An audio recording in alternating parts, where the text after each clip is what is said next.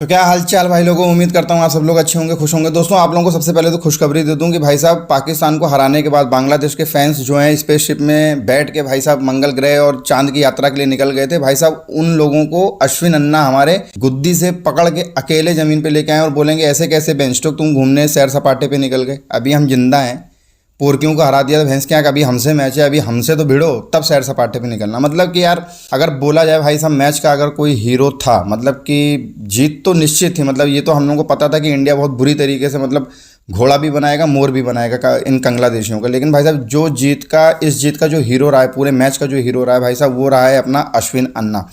बात कर लें पहले इनिंग की तो भाई साहब बल्लेबाजी से जौहर दिखाया, बल्लेबाजी में भैंस क्या मतलब शतक मार दिया। फिर उसके बाद दूसरी इनिंग में जब विकेट नहीं गिर रहे थे, जब हमारे फास्ट बॉलर्स विकेट नहीं गिरा पा रहे थे, उसके बाद रोहित शर्मा ने विश्वास दिखाया अश्विन अन्ना पे। और भाई साहब जैसा कि मैं हमेशा बोलता आया हूँ, जब अश्विन की बात होती है कि जब जब टीम इंडिया को ज़रूरत पड़ती है तो भाई ये बंदा खड़ा रहता है। मतलब कि इस बंदे को आप बैट दे दो, बॉल दे दो, ये अपना टैलेंट दिखा के चला जाएगा और आपको बुरी सी बुरी परिस्थिति से ऊपर उठा के ले आएगा। मतलब कि जिस तरीके से भाई मतलब 6 विकेट दूसरी इनिंग में, पहली इनिंग में 109 रन, मतलब जिस तरीके से शतक मारा पहली इनिंग में और दूसरी इनिंग में जिस तरीके से 6 विकेट लिए, मैच का सीधा सीधा जो हीरो रहा है वो रहा है भाई साहब अपना अश्विन अन्ना। मतलब कि चेन्नई का हीरो, चेन्नई सुपर किंग की टीम की जान अश्विन अन्ना।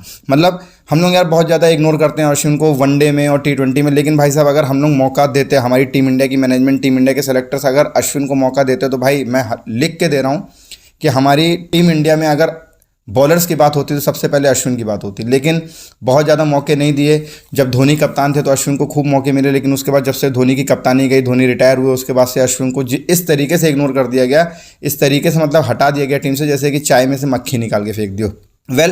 पूरे मैच का हाल क्या है ये तो आप लोग को पता ही चल चुका होगा कि हमारी जो टीम इंडिया है उन्होंने 280 रनों से भाई साहब बांग्लादेश को हरा दिया। मतलब कि इतनी बड़ी जीत।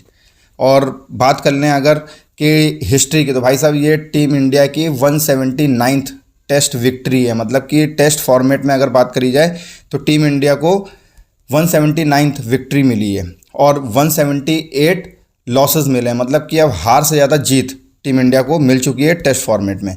लेकिन बात इसकी नहीं करेंगे, बात करेंगे मैच की कि मतलब मैच का पूरा सूरत हाल क्या था। तो मैच का भाई साहब देखो, मतलब कि तीसरे दिन के खेल खत्म होते होते भाई साहब 156 पे 4 विकेट बांग्लादेशियों के गिर चुके थे। उसके बाद भाई साहब चौथे दिन का खेल शुरू हुआ, लेकिन शुरू के 1-1.5 घंटा जिस तरीके से मतलब शाकिब अल हसन और शांतो ने संभल के खेला, तो भाई साहब इतने संभल के तो मतलब कि वैलेंटाइन डे में कपल्स नहीं निकलते हैं बाहर, इतने संभल के तो कपल्स नहीं घूमते हैं वैलेंटाइन डे वाले दिन।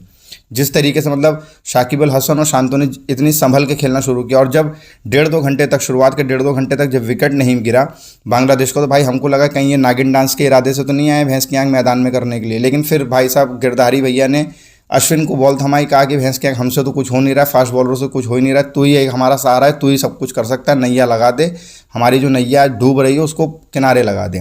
तो भाई मतलब डूब तो नहीं रही थी, लेकिन बस ये था कि जो हमको चौथे दिन में जीत मिली, हो सकता था वो 5वें दिन में चली जाती, क्योंकि अगर अश्विन अन्ना भी विकेट ना ले पाते, मतलब जिस तरीके से 10 विकेट में से भाई साहब 9 विकेट तो हमारे रवि भाइयों ने लिया। मतलब कि रविचंद्र अश्विन और रविंद्र जडेजा, चेन्नई के दोनों सुपरस्टार, मतलब कि 6 विकेट रविचंद्र अश्विन ने लिए और रविंद्र जडेजा ने 3 विकेट लिए, और 10 में से 9 विकेट इन दोनों ने लिया, और 1 विकेट जो है वो जसप्रीत बुमराह को तीसरे दिन के खेल में मिला था। तो ये था पूरा सूरत हाल, और 280 रनों से भाई साहब बहुत बड़ी जीत मिली है।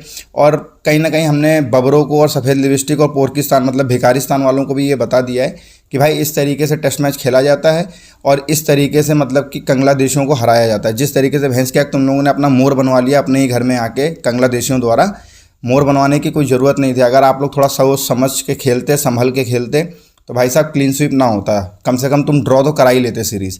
लेकिन वो भिखारिस्तान है, भिखारिस्तान को समझाना मतलब कि भैंस के आगे बीन बजाने के बराबर। तो दोस्तों आप लोगों को जीत कैसी लगी आप लोग कमेंट करके ज़रूर बताना। जीत का हीरो कौन था भाई? अगर मैं जीत के हीरो की बात करूं तो ठीक है, शुभमन गिल ने बहुत अच्छी इनिंग खेली, ऋषभ पंत ने भी मतलब बहुत अच्छा कमबैक किया टेस्ट मैच में।